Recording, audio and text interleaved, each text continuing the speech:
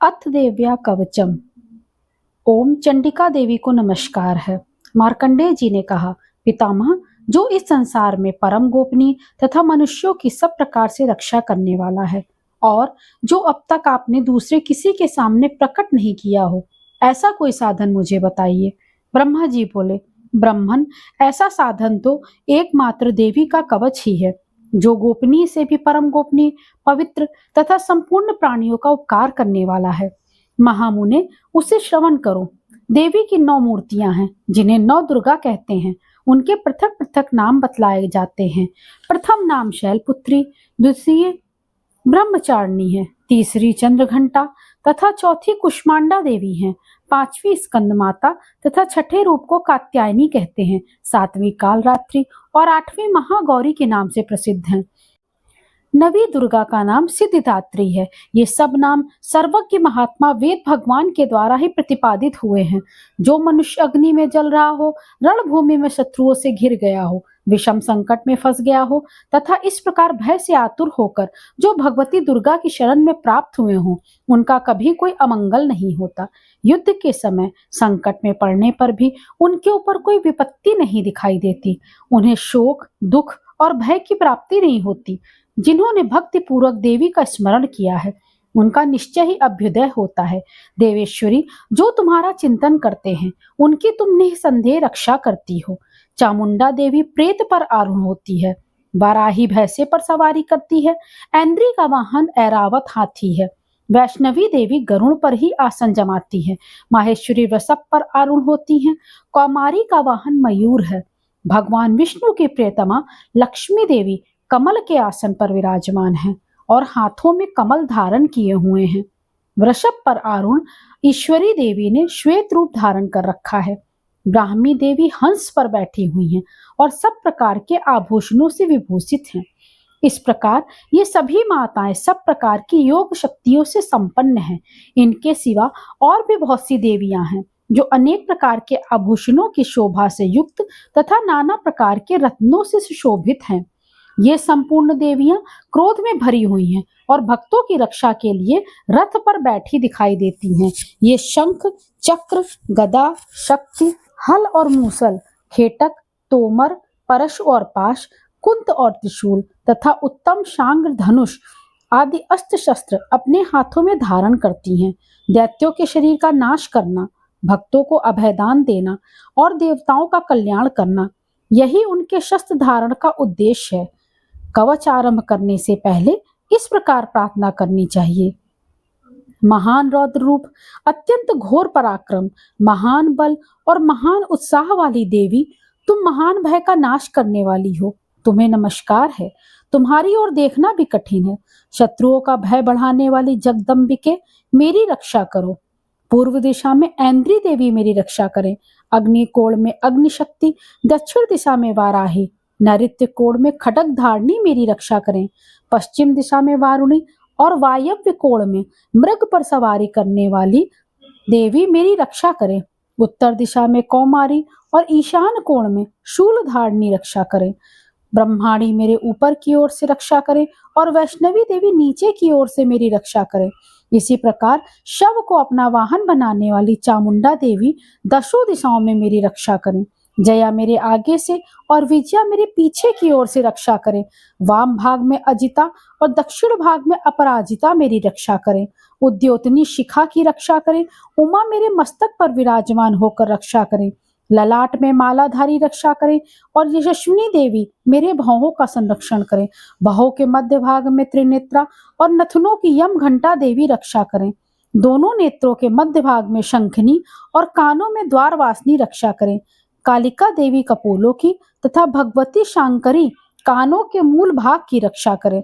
नासिका में सुगंधा और ऊपर के ओठ में चर्चिका देवी मेरी रक्षा करें।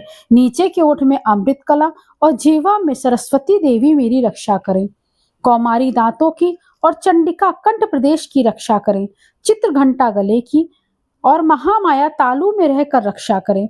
कामाक्षी ठोड़ी की और सर्वमंगला मेरी वाणी की रक्षा करें। भद्रकाली ग्रीवा की और धनुर्धरी पृष्ठवंश में रहकर मेरी रक्षा करें। कंठ के बाहरी भाग में नीलग्रीवा और कंठ की नली में नलकूबरी रक्षा करें। दोनों कंधों में खंगनी और मेरी दोनों भुजाओं की वज्रधारणी रक्षा करें। दोनों हाथों में दंडनी और अंगुलियों में अंबिका देवी मेरी रक्षा करें। शूलेश्वरी नखों की रक्षा करें। कुलेश्वरी कुक्ष की पेट में रहकर मेरी रक्षा करें। महादेवी दोनों स्तनों की और शोक विनाशिनी देवी मेरे मन की रक्षा करें। ललिता देवी हृदय में और शूलधारणी उदर में रहकर रक्षा करें। नाभि में कामनी और गुहे भाग में गुहेश्वरी देवी रक्षा करें।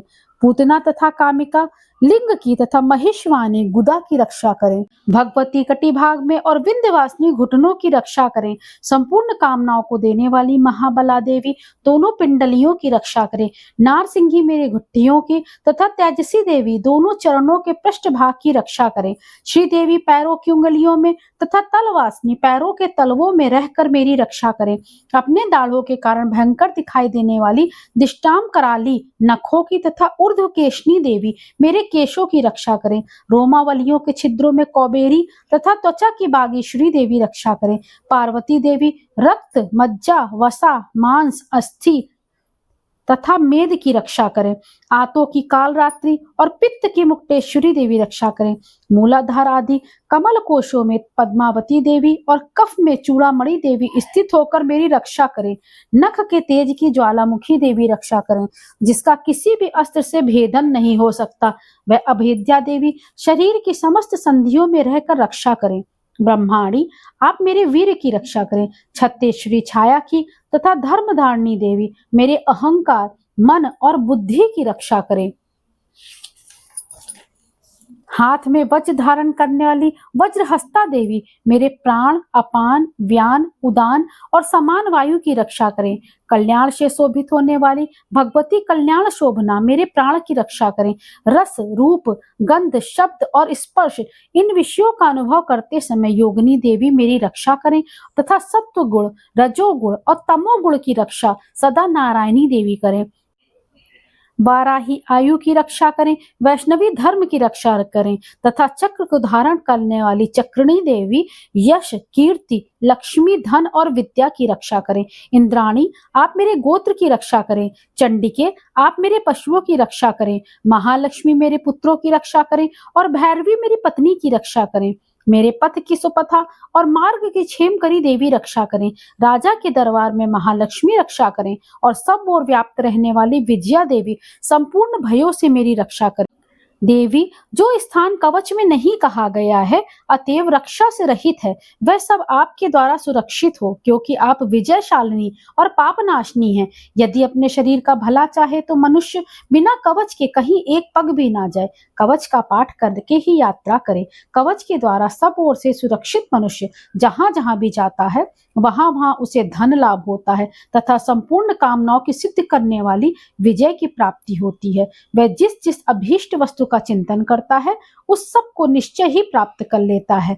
वह पुरुष इस पृथ्वी पर तुलना रहित महान ऐश्वर्य का भागी होता है।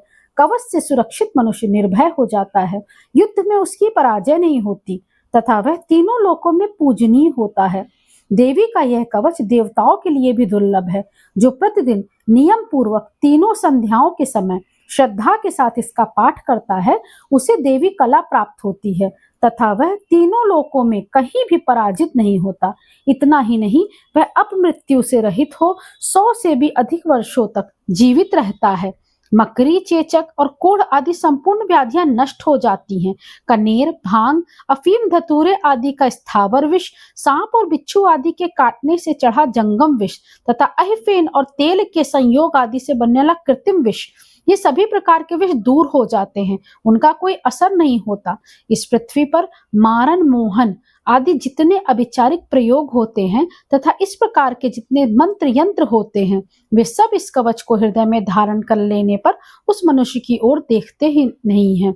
यही नहीं, पृथ्वी पर विचरने वाले ग्राम देवता, आकाशचारी देव विशेष, जल के संबंध में प्रकट होने वाले गण, उपदेश मात्र से सिद्ध होने वाले निम्न कोटि के देवता, अपने जन्म के साथ प्रकट होने वाले देवता, कुल देवता, माला, कंठमाला आदि, डाकनी, शाकनी, अंतरिक्ष में विचरने वाली अत्यंत बलवती भयानक डाकिनियां, ग्रह, भूत, पिशाच, यक्ष, गंधर्व, राक्षस, ब्रह्म राक्षस, बेताल, कुष्मांड और भैरव आदि अनिष्टकारक देवता भी हृदय में कवच धारण किए रहने पर उस मनुष्य को देखते ही भाग जाते हैं। कवचधारी पुरुष को राजा से सम्मान वृद्धि प्राप्त होती है। यह कवच मनुष्य के तेज की वृद्धि करने वाला और उत्तम है। कवच का पाठ करने वाला मनुष्य अपनी कीर्ति से विभूषित भूतल पर अपने सुयश के साथ वृद्धि को प्राप्त होता है। जो पहले कवच का पाठ करके उसके बाद सप्तशती चंडी का पाठ करता है, उसकी जब तक वन पर्वत तथा काननों सहित यह पृथ्वी टिकी रहती है, तब तक यहाँ पुत्र पौत्र आदि संतान परंपरा बनी रहती है। फिर देह का अंत होने पर वह पुरुष भगवती महामाया के प्रसाद से उस नित्य परम पद को प्राप्त होता है, जो देवताओं के लिए भी दुर्लभ है। यह सुंदर दिव्य रूप धारण करता है वह, और कल्याण में शिव के साथ आनंद का भागी